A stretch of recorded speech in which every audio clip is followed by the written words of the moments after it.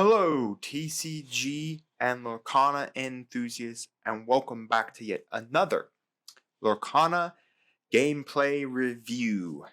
Man, you guys seem to really enjoy these gameplay reviews. Once again, we were reviewing last Monday's stream from our good man here, right here, Mario, from, of course, his own Twitch channel, Mario Gaming World, where I have been competing these past Mondays in his free Luxury Lorcana Locals. Once again, these tournaments are free, full proxies allowed, so if you want to try out the game before you pick up any of the cards, I highly recommend coming here. First place will get you a free mat, and not mention you can get luxury points. Now, I will not lie to you, the last few tournaments, the last two, actually, I have not scored high, but again, I will say I'm taking these events to take new decks, take new strategies, and of course, give you all this gameplay. Now, there are, of course, more matches to these streams. If you guys want me to commentate over more of these streams, you gotta hit 10 likes on any one of these gameplay videos, and I will do that for you. As a reminder, if you want the audio to Mario himself, go support Mario. Highly recommend listening to his audio, but of course you can sit here and listen to my audio. So anyways, I happen to get round 1 here for the stream. So again, I am playing the Emerald Ruby Evasive Steal Your Lore deck that I posted this past Wednesday. So again, that is linked down in the description below, as well as Mario's Twitch. So if you want to go sub or follow, make sure to do so. He's a good guy. Love the content. And then I think I'm playing someone, I think from England. I'm not 100% sure here, but he had a pretty English accent. But he is playing the Ruby Amethyst. Now, Ruby Amethyst probably is one of my harder matchups to win against, just because I like to go wide on my board, and Ruby has a lot of kill spells in it. Dragon's Fire, and he was playing also Be Prepared. Their 7-drop wipe the board clean. So this did go into 3 whole games. It was a lot of fun. So my opponent had to actually adjust his webcam to actually remove Mario so he could see my full screen. I do actually like this mat right here. This is really cool. But anyways, I have the play here. I'm going to start out by inking a Goofy. This is the Evasive Goofy, and then bringing out a Mini. Now, again, this Mini is a 1/3, so she has a pretty high will count. That's why the original Wero the Champion was playing it. Original deck did come from Wero the Champion. Again, check out the deck profile if you want to link to his video to see the original deck. I changed a few pieces to fit more of my playstyle and some things I actually wanted to add. That being Mother's Know Best and 4 of Sergeant Tibbs, so I had another 1-drop I could put down in case I missed this Mini. I put down an ink drop here. I do miss my 2-drop, which is okay in this deck. I do have a good amount of 2-drops in it, so I'm not overly sad about it. But again, it is a little sad when you do start missing some of your drops, because again, you need those guys to always be spilling out so that you can constantly deal with it. Now, I didn't show oh my gosh, what is it? Oh, the mulligan. I think I mulliganed 4, and I think my opponent mulliganed like 2. So, but that's not very important to the nature of the game. But anyways, I'm gonna put 3 down. I actually inked the Sergeant Tibbs. I put down the Cheshire Cat. Again, this gives me 2, and also is a deterrent to most people's attacks, because the Cheshire automatically banishes whatever banishes it.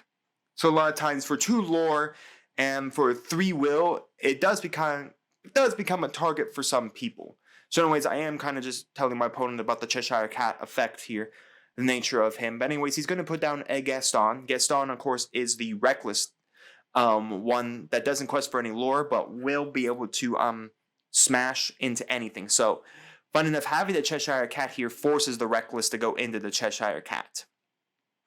Again, I really think having the ability of all of what's green has, like the Cheshire Cat, like Cusco, like we see with oh my gosh, Yzma, and a lot of the cool green cards that you don't really want to be running into, like Flynn Rider. Turning stuff reckless isn't actually too bad. What I think I would want to try out a Emerald deck that's playing more of the cards that can turn stuff into Reckless and force Reckless on your opponent's guy. So you could turn like big lore guys, they have to go punch something and then just like quest with like a Cheshire Cat alone, and then suddenly your opponent has to go run into their big guy into that Cheshire Cat. Mine if they don't have a bunch of guys already on the field. Reason why I only really tap the Cheshire so that the Gaston has to punch the Cheshire. Being that the Cheshire is 3 will, this Donald Duck, which is a 2/3, or no, a 1/3, or no, he's a 2/3, 2/3. It has to actually physically come in to the Cheshire. So it wouldn't kill the Cheshire. It would deal no damage to itself because Cheshire Cat can't deal damage, but the aspect is that the Gaston still has to kill it. Now this Pongo does have Evasive at 2/3, so it's very nice, and quest for 2 lore. So once you get about your 4 drops up, you'll see all your guys have Evasive here. So anyways, I'm putting out the 𝐑𝐄𝐋𝐀. This is an Emerald deck, so the aspect again is that or no, I should say a Ruby deck. Ruby does still have Dragonfire, does still have a way to clean up the board.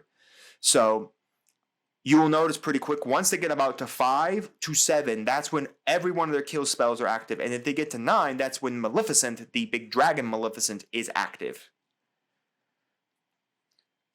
But nonetheless, this is one of my hardest matchups because I can't spam enough guys onto the board to get up to the level of removing or getting up to the level to basically out spam him.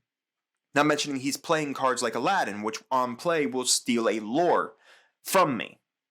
And of course, that means then he can shift into the big Aladdin that is a 5/5 when it swings and knocks out, banishes one of your opponent's guys. It will also steal 2 lore from your opponent and gain you 2 lore. So a really nice card, especially if you want to control board presence. So again, the 𝐑𝐄𝐋𝐀 here is being warded, so he can't Dragonfire the 𝐑𝐄𝐋𝐀 right now, and it is 2/4. And then, of course, like I said, I have Pongo, which ignores everything. I'm going to put that in the Mad Hatter. Again, another green card that people don't want to go swinging at because of the aspect that anytime it's swung at, I just get a draw. And especially if you don't knock it out, I just basically will get a draw. And then if you don't knock it out, I get another draw. So again, I'm not going to swing off with the quest with the mini here because I want the Gaston to be forced into the 𝐑𝐄𝐋𝐀. Again, this is a 2/2, a 2/3, and a 2/2, but if he has to go for the Gaston, because the Gaston cannot physically attack the Pongo, so if he just quests with all this, the Gaston still has to run into 𝐑𝐄𝐋𝐀, and I still remove the Gaston. Again, forcing his Gaston to actually go after my 𝐑𝐄𝐋𝐀 is not too bad because of the aspect of that I'd force it into that guy rather than him going after someone I don't want him to go after. Now he is going to Dragonfire, of course, the Mad Hatter here, but that does push him out of lore as well. But anyways, forcing off that Dragonfire on the Mad Hatter isn't that bad because again, the Mad Hatter does quest for 3 a turn, and as well. He also, if he attempted to attack him, because it would take 2 of his guys to knock out the Mad Hatter, I would just get 2 free draws if he doesn't deal with the Mad Hatter. So in essence, Dragonfiring the Mad Hatter isn't all that bad of a play. Actually, it's a really good play to get rid of it. Again, he couldn't Dragonfire the 𝐑𝐄𝐋𝐀 because 𝐑𝐄𝐋𝐀 has ward and can't be selected. Now, do you understand, like, when he goes for his Be Prepared, he states it as the best song in Disney, best villain song, and I actually fully agree to that. So I'm going to put down Minnie Mouse. I don't think I really had anything else really in hand. I think I have a Dragonfire and something else. So I'm not 100% ready to go all in for a lot of things. Now, again, the Pongo is staying safe right now in my hand. The only thing that actually kills it right now is Dragonfire. Now, he is playing the 8-cost Mickey Mouse Tailor that allows him to quest for 4 a turn, which I think could go in this deck very well, as we see it get inked there. Now, he's 1 ink away from activating and having 7 for Be Prepared. So, in essence, there is the danger, and I actually kind of feel it because I played this deck enough on Pixel Board, and I played a lot of Amethyst Ruby, that if you know your opponent's going to go into or it's going to go into be prepared, it's a good idea to just swing everyone in and just know for a fact either he has it or he doesn't. After they get to 7, there's always that fear of them being able to just nuke the board with Be Prepared. Now, Be Prepared is a song, so you could sing it with a 7-cost guy so that you don't have to spend your lore to do it, or your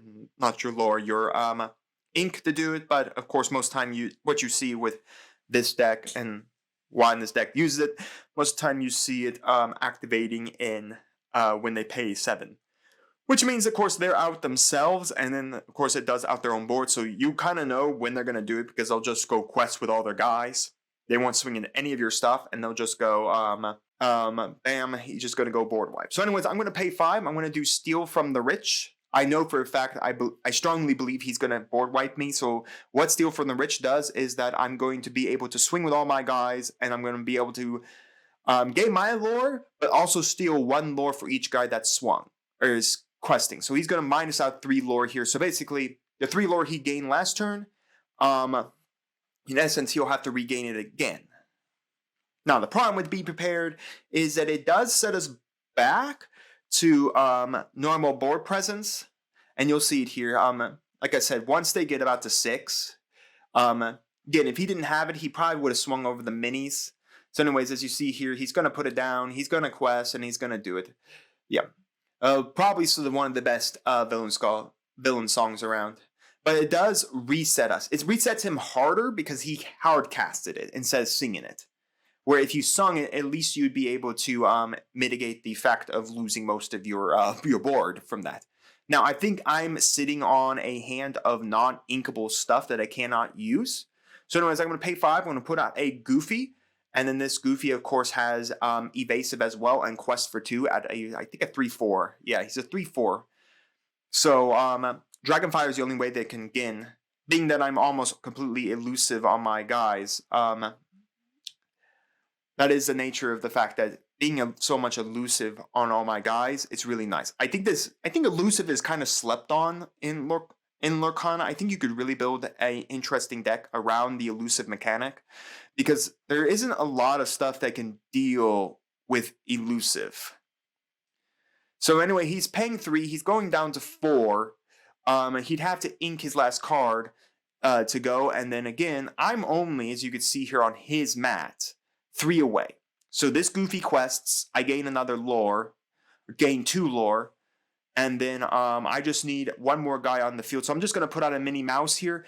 I am half tempted to put out the Peter Pan, but I don't want to, just in case he decides to once again board wipe the field.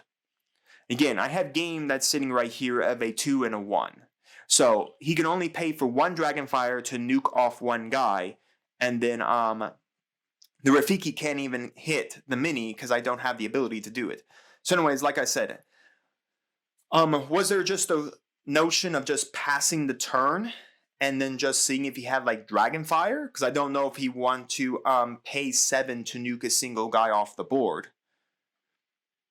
Again, there's a reason why I was not going wide here. There's a reason why when you're playing Amethyst Amber, Amethyst Ruby, or Ruby Amethyst, you have to be very cautious not to go wide, unless you're going wide and you're going to be able to go wide and win the game faster than your opponent can absorb lore. Or actually, I guess you should say absorb ink. So if you can go wide before your opponent basically is able to get up to the 7-level ink for any Ruby deck. So he's going to steal 1 lore, so really nice that he draws into, of course, Aladdin to steal 1, especially with Peter Pan only having 1 here. So he's just going to pass. So he doesn't have the Dragonfire, doesn't have anything to deal with my board. Again, he's already purged 2 out. I'm going to play another Pongo. I'm going to go get another lore here. And again, there's nothing in his deck that actually physically can hurt my evasive guys. Well, I think this is a unfavorable matchup. It's definitely more of a winning matchup for the Amethyst Ruby player than me as a Emerald Ruby player. And now see, like, there, the Maui was completely useless. So anyways, he's going to play the Maleficent. He's going to knock off the Pongo, but there's nothing he could do. He scoops it up here because, again, I just quest again with Peter Pan and win the game. So anyways, we are finishing up, of course, the mulligan here. Anyways, let's start it out. So this should be it right here. Anyways, my opponent is going to be going first. Again, that's a very good thing for Ruby Amethyst because they want to be able to start inking immediately and start ramping up their ink. Now, we have the snowman himself, Olaf, 1-3. He's basically just my mini. Want to think about it. So anyways, I'm going to quest out here. I'm going to put down my mini and I will be passing it over to him. So we both have 1-drops, which is very nice. In this game, it definitely feels kind of bad if you miss your 1-drop, but not completely bad. I think a lot of decks are moving past playing a lot of 1-drops and playing more or less, playing at the level of 2-drop. And stuff like that. As you see more and more deck builds and more deck profiles coming out. So he has the Shield of Virtue here. That basically allows you, I think it's pay 3 and you can restand the guy. The guy can't quest though. So just be mindful, but it's very, very good to like quest with a guy or even like restand like a Maui or any one of your rush or reckless guys so they can go swinging in again. So anyways, we have Magic Mirror now. Of course, it's a very good card to start drawing cards from. It taps itself and pays 4 to draw a card. It's very good, especially if you need to continually draw into card advantage. We're going to ink a Mad Hatter here, and I will say I think it's this game or next game that I start having the problem of I'm starting to see too many uninkable cards in my hand. So yeah, I am going to be smashing off the Olaf just because that does put him at 0 guys on the board and 2 ink because he missed a drop. Well, I'm at my 3. In essence, I'm basically just keeping that Olaf away. Now, should I have just quested for my 2 and then gone up 1 more lore over him? Probably. Maybe that had been the better play. All together. So anyways, we got the Jafar here. The Jafar is really good, especially in a deck like Amethyst where you can just draw a bunch of dudes. So anyways, he's going to go after Mini here, deal himself a damage from, of course, the Rafiki rushing in over the Mini. So anyways, I'm going to put down the Flynn Rider. I'm going to quest for 4 as I forget once again to unsuspend my guys in the ready step. And I'm going to bring out Pongo and I'm going to quest for 1 here. And then finish up the turn. Again, the Rafiki only has a 3/3. It's already got 1 damage on it. So again, the Rafiki, the only target the Rafiki has is to come after Sergeant Tibbs. So in essence, it runs in the Sergeant Tibbs and it removes it off the board, but that removes the Rafiki as well. And again, if you're wondering how I'm doing my cards, I never say this, but I do come from a slight Magic background because I played Magic before and I quite enjoyed it. So that's how I kind of actually play out my cards and why I play them out like that, and where you see other people will do 2s and then 3s and stuff like that. So anyways, I think he's going to do some singing. He's going to sing Friends from the Other Side to do Pot of Greed. Of course, we all make the joke of what does Pot of Greed do? If you don't know where that joke comes from, people just go watch the original Yu-Gi-Oh! And you'll understand. So anyways, my opponent is, I think, deciding on something. I think we were joking about Pot of Greed there, why it took so long for him to pass over the turn. But again, he has full rights to sit there for his turn. It is his turn. Not exactly sure what he would do there. But anyways, I'm going to ink another mini. I do have a Steal from the Rich. Maybe I should have played it. No, wait, I'm at 5. 1, 2, 3, 4. Yeah, I could have played it, Steal from the Rich, installed 2 lore, pushed them all the way back to the start, and gone up 3 lore here. Maybe just kind of pitch it out. But again, I think Steal from the Rich, you kind of want to play it as like a late game option. Just because I feel like you want to do it so you could disturb your opponent. But I could definitely see playing Steal from the Rich as like an early game option. Because if I had done that, that would have put him back to 0, and that may have pushed a time clock for him to find a way to remove the Sergeant Tibbs and the Pongo on the field. Again, he's about to set 1 more card on his ink board, and that just basically, in essence, gives him Dragonfire, so that does kill the Pongo. Mattering if he has inkable cards in his hand, because if he pays Magic Mirror to draw 1, he can't do it. So he's going to put Elsa in here. Again, a really good stun card, especially when you combine it with Big Elsa. And there we go. There's a Dragonfire. Of course, like I said, the target is Pongo. And then Sergeant Tibbs is going to get knocked out here with Rafiki. Again, missing my 5-drop kind of hurt. And like I said, I did end up in a lot of times where I think I had 6s in my hand, like the Spin Bag Genie. But I didn't have an inkable card to do it. So, I mean, there really wasn't much I could physically do at this point here because I had cards in my hand I couldn't even do anything with.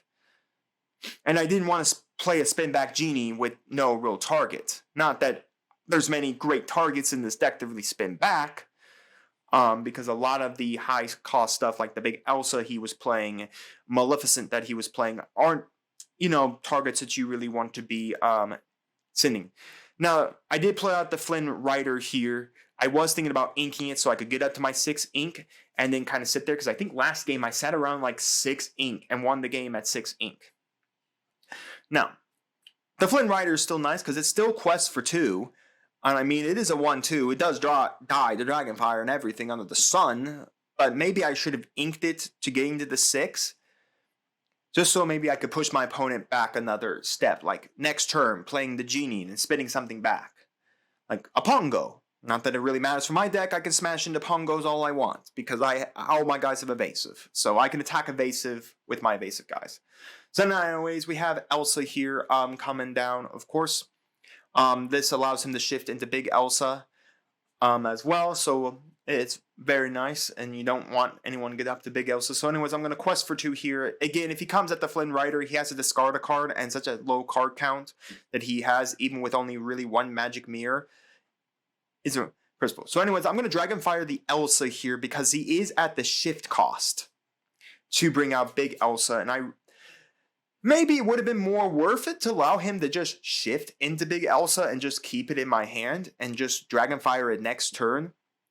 And then just basically say, yeah, sure, you can shift into Big Elsa and stun my Flynn Rider and then come on the Flynn Rider and smash into it. I would highly doubt that. I would probably believe he would send the Maleficent at the Flynn Rider and then quest for the 3, and then I would be back again on the back foot, so... I mean, there is a point there to kill little Elsa before it shifts into Big Elsa and force him to get up to 8 ink to go into Big Elsa. So anyways, I'm just giving him the text of Flynn Rider about that if it's challenged he has to then spill a card out of his hand. Not that it really matters. So anyways, he's going to bring out Gaston. Again, not a bad card per se, especially not a really good card in this matchup where you're dealing with evasive guys everywhere. Because of the aspect that all my guys have evasive, and this Gaston doesn't actually quest for a thing. He's just reckless. So anyways, he's just going to go here for the Maleficent. Again, he's pretty low in his cards right now, so dealing with a Flynn Rider that basically can do anything. So anyways, I'm going to then spend the 6 here. I've just recount to make sure I didn't miss suddenly that I had it. So anyways, I'm going to put out the Genie, and I'm going to spin the Gaston back to his hand. So yes, it does give him as ink, and it is a little painful, but the very aspect is that at least what I can do here is spin it back, and then I can quest with my Flynn Rider, and in essence, he has to come swing that Maleficent in to the Flynn Rider if he wants to remove it. In essence, he doesn't get to actually quest that turn.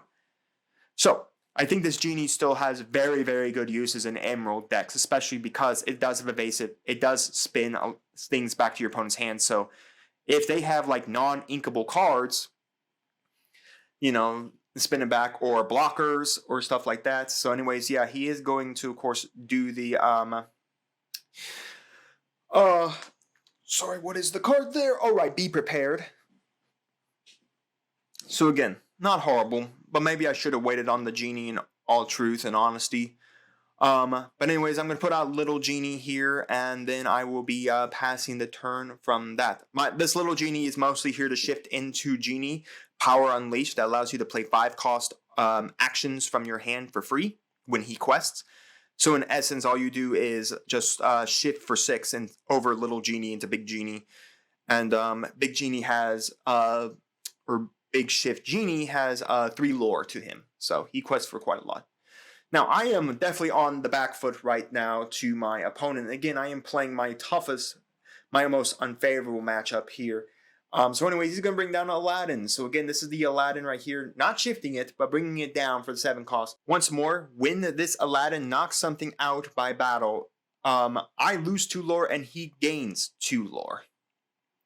So in essence, it's a little dangerous here. Now, maybe this would have been nice to have like the big genie to spin, or the genie to spin it back to his hand, but yeah, c'est la vie. C'est la vie. Again, having it being paid 7 isn't bad of sending this back to his hand, because again, if he wants to request it, it has to go down for another 7. So I'm going to transform my genie into Genie Unleashed, or shifted basically in essence. Again, this genie does have evasive as well, so there's this Aladdin cannot hit it to force out its ability.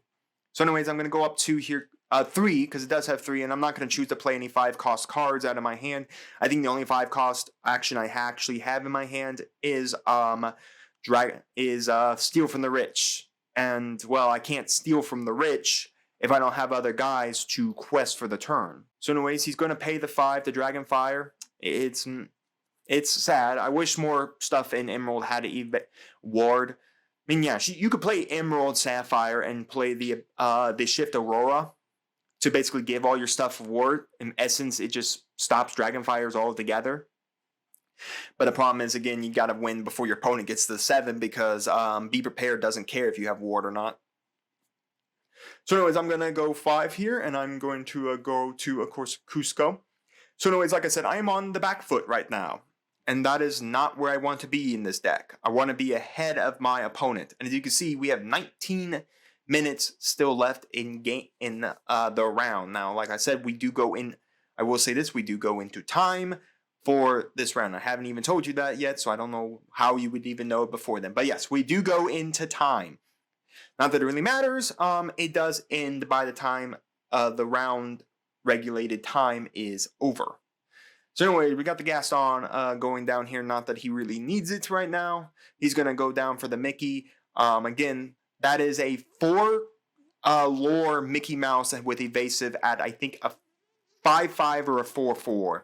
It's pretty tough. Again, I think, like I said in my deck profile, that is not a bad card to put into this deck if you want to rip all the stuff out that deals with like stealing lore and the big genie.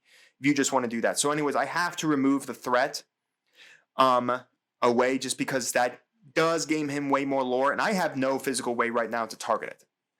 If he hadn't put that down, I would have Dragonfired the Aladdin, because I didn't really care.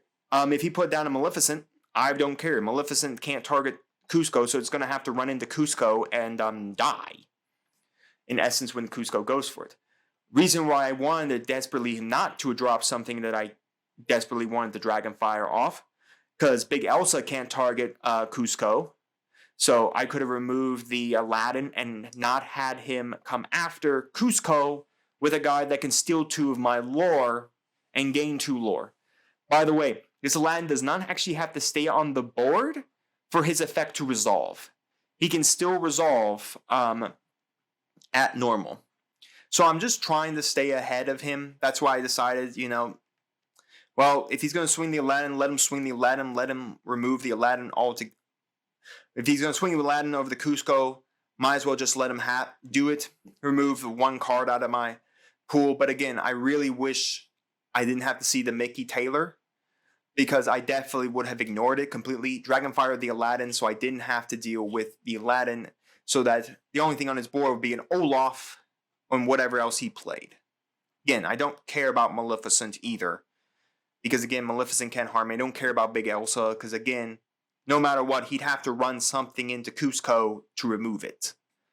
Otherwise, I continually gain 3 lore. So it's not great that I've wound up into this. Again, I really wish I had also drawn the Dragonfire when I transformed Little Genie into Big Genie, so that I could have Dragonfired off the Aladdin then. Basically a free cost Dragonfire. But unfortunately, I didn't get there. So, again, I lost my 2 lore, and he gained 2 lore. Again, just because the nature of the Aladdin does resolve, even though it's not on the field, because it did kill a guy or banish a guy in a challenge. In essence, though, there was a point maybe I should have just Dragonfired the Aladdin, but the greatest problem I had was Mickey Mouse Taylor goes for 4 a turn. I only go for 3 a turn. And then, as you can see here, if he had Mickey Mouse Taylor, 2 Maleficents down on the board, Magic Mirror, he's just going to spam guys. I don't have board wipes. Another thing I probably thought about putting in this deck is board wipes. Is having possibly like 2 of the Be Prepared. Because again, Be Prepared is not inkable, so you can sit on a Be Prepared or draw into a Be Prepared. And then just, at this point right here, this would have been a great hand to remove a bunch of stuff. So he's going to befuddle me and then just spin my guy back to my hand. And then, like I said, if he had Mickey Mouse Taylor, he would have spun himself further up the board and I couldn't catch back up. So, it was a tough decision on choosing whether or not to Dragonfire the Aladdin or Dragonfire the Mickey Mouse. If it had been anything else, I would have Dragonfired the Aladdin 100% off the board and forced it other ways to actually remove the Cusco, and I would have slowly collected 3 lore a turn until he figured out something to run at the Cusco. So I am going to scoop up this game here. There's nothing I can do here. There's no way I can even catch back up. I can't set a board fast enough. I can't pay enough ink to set up a board and then next turn go for Steal from the Rich. So let's get into game 3 here. So anyways, I'm going to start off game 3. Going first, of course, because I like going first. I want my setup to start out. But again, I end up in game 3. As you can see here, we only have 12 minutes for game 3. I end up in game 3 just dead drawing uninkable guys. Dead drawing into them. Now, how do tiebreakers work in Lorcana? Lorcana tiebreakers are 5 minutes, 0, 1, 2, 3, and whoever has the most lore after either of those. So, whoever has the most lore of it wins the game. So there's not a traditional tie in these games. I think the only way to get a traditional tie is if, game 2 had ended when time got called. But no, even then, we would have the ability to go into a game 3 and then start the time.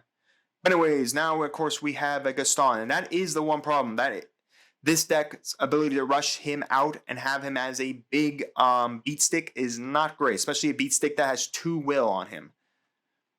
Isn't great. So again, not being able to do much this turn. There is a point in my life where I probably maybe should have just swung the Genie and Minnie into Olaf. Genie and Minnie into Olaf. And then just had him swing at one of them to remove it. And then basically set him back to lore. He'd have to play someone out who could gain lore. Again, not great in time when you see an Aladdin coming down. Again, stealing lore. And going up. So maybe in a point of reference, I should have just swung it so that way the Gaston, physically doesn't have a target. It wouldn't matter. So he brought out an Aladdin. Congratulations for him.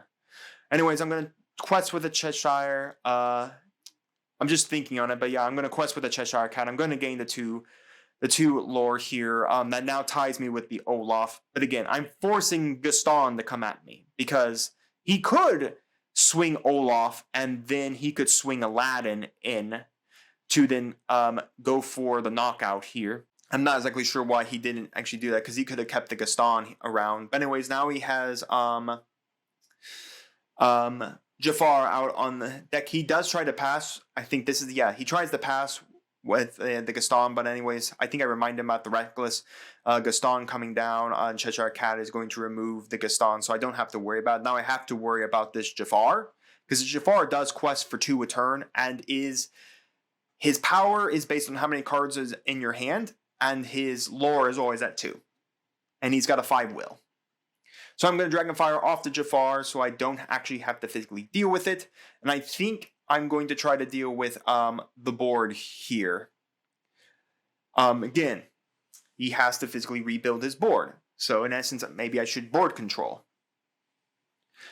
So I think in this point, being so close to the end, I think maybe I should have played board control. Because what I could have done is swung the Genie into Aladdin, knocking it out, and then I could swing Peter Pan and Minnie into Olaf, knocking him out. That also means that friends on the other side he would have to pay the physical ink to play it. So he could either play it for his 3 to play, or he would have to in essence or play at a guy for the turn. It's an either or, because I think he's sitting on some stuff he can't use. So, and again, because he had no guys, the next turn I could quest for all my lore. Again, my evasive guy is perfectly fine, and another Jafar just popped out on the board. Again, not great when you see the man, the myth, the legend of Mr. Jafar on the board again. After you knock one out, but again, that's what this game is about. And you can see I am starting to dwindle out my cards. So I'm going to do Mother Knows Best here. I'm going to spin the Jafar back to his hand. In essence, I'm just keeping him off of a guy that can smash into all of my guys.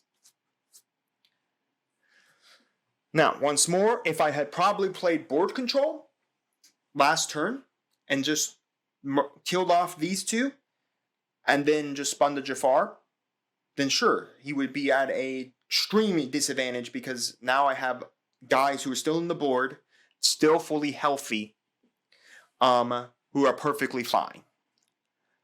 Like I said, there's a lot that goes into, I think, thinking about how this game really works and how really to win it. Whether or not to play board control, whether or not to really just, play like Mother Knows Best, whether or not to just quest and not board control. So anyways, he's going to ink an Aladdin here. He's going to pay 4 again. Yeah, he's going to go down, I think, another Jafar. No, this time he's only going to pay the 3. Right, he only paid the 3 here. He's going to go Little Elsa here. He's threatening shift to Big Elsa. So anyways, I'm going to lose a lore here. Once again, it's not great, but overall, I probably could have stopped my opponent with having so much lore on the board if I had just decided to play board control instead of what I am doing. So anyways, I'm going to do Steal from the Rich. I'm going to steal from the Rich here. I'm going to quest again for 3, and I'm going to steal 3 of his lore. In essence, it puts him back down to 2. Now, he can go up to 4. He gets 4 lore here, but again, I have outsped him on the board here. I'm surprised he hasn't played board control on me yet. I'm kind of surprised about that. Because he could have knocked out the mini by now and kept the Olaf alive. Not 100% sure. But again, I am threatened by Big Elsa dropping down onto the board here at any point in time, which he will be doing. So maybe, in essence, it might have just been worth to use the Mother Knows Best I drew to spin the Elsa back to his hand. In essence, he couldn't shift. Because right now, I'm actually now at a disadvantage because of the fact that his Elsa will be able to swing, hit something, and do stuff like that. Now, maybe if I spun the little Elsa back to his hand, and he had to play it again for 3 cost, and then, wait an entire another turn before he would be able to do stuff. Again, I'm not 100% sure how I think the game would have gone if I had played board control. Really played board control on these 2 and just knocked them out right immediately. And then started slowly questing. I'm going to Mother Knows Best. Now, Mother Knows Best does spin the little guy back. If you don't know, Mario actually posted something, and I think even Ravensburger did post that as well, that when you spin something back, when you do anything to that shift stack, whether it be killing, whether it be spinning, whether it be putting in your ink, the little one also goes with it. So anyways, I'm going to put out another mini here. He is threatening right now, be prepared for it. But again, he's probably, if we know how be prepared is going to come. 7, and he just simply quests with all his guys, and then he just wipes the board. And this then becomes my problem. I start drawing into things I cannot ink, or guys I can't play because I don't have the necessary level of ink. Again, be prepared at paying 7 cost is really nice if you can capitalize on it. So like for here, I put I Sergeant Tibbs. I can capitalize that next turn I will be gaining a lore, while my opponent has to then place something on the board, like an Elsa. Now, would I really wish I had, say, Mother Knows Best or Dragonfire to remove this Elsa? Sure. Because he'd have to put down one more ink to do it. So anyways, I am going to Mother Knows Best it just because I'm trying to keep him off Big Elsa. I would rather him pay 8 and summon out Big Elsa and threaten I draw into Dragonfire and nuke it off the board. And again, paying 8 for him to do it is much better than him paying 6 to shift it. Now he's of course going to come in with a Maui. I'm not too concerned about a Maui coming down onto the board because again, it has Rush. It can't quest, can't do anything. It's very nice. Again, another card I highly recommend playing in this Ruby Emerald deck if you're looking to play it. I kind of wish I had it because then I could do a lot of board control off this. I'm going to put Little Genie out on the board. Again, I have to be so careful of the fact that I am now dealing with a Rush reckless hitter on the board. Again, I could easily build a board presence, deal with it all that way, and just move on with my life. Or I can continue to quest to force, him to do stuff. Again, I start drawing the cards that, as we pass here, that I really can't do much with. That I can't ink, that I can't even play. And that's my one problem is when we were getting so close to the end of this game, is the fact that I was drawing into dead cards. So, pretty soon I start drawing into stuff I can't even use, I can't play, I can't do anything with because I just don't have the ink level. And they're also uninkable. And by the time I draw an uninkable card, the game's already over.